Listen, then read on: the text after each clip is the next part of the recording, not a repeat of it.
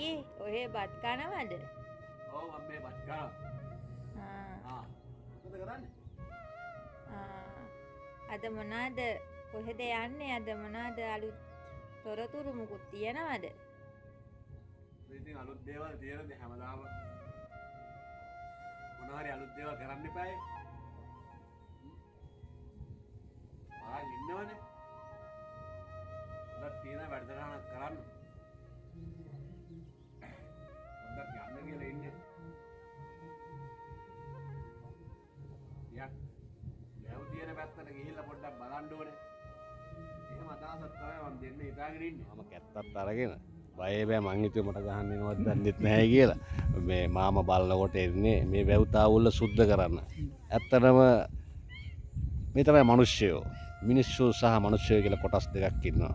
හැමෝටම බඩ වියත රැක ගන්න බඩට ආහාර ටික දෙන්න මහ පොළොවත් එක්ක හටන් කරන ගොවියෝ. මේක තමයි ජීවිතේ.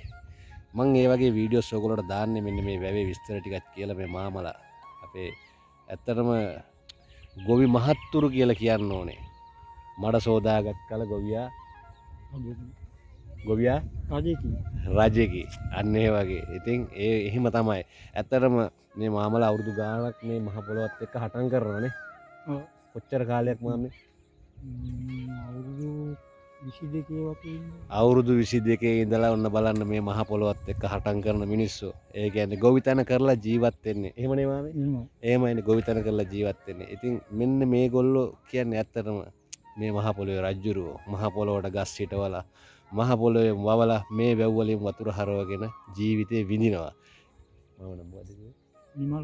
නිමල් මාමා. ඉතින් හරි ආදරේ නිමල් මාමේ. මම මේ වීඩියෝ එක දාන ඔයගොල්ලෝ බලන්න. ඉතින් මෙන්න මේක තමයි ජීවිතේ මේගොල්ලන්ගේ. මේ පැත්තෙත් මේ බලන්න ඔයගොල්ලෝ සුද්ධ කරනවා වැව. මේ පැත්තේ වැව තියෙනවා. ඉතින් නිමල් මාමේ ආයෙත් දවසක හම්බ වෙමු.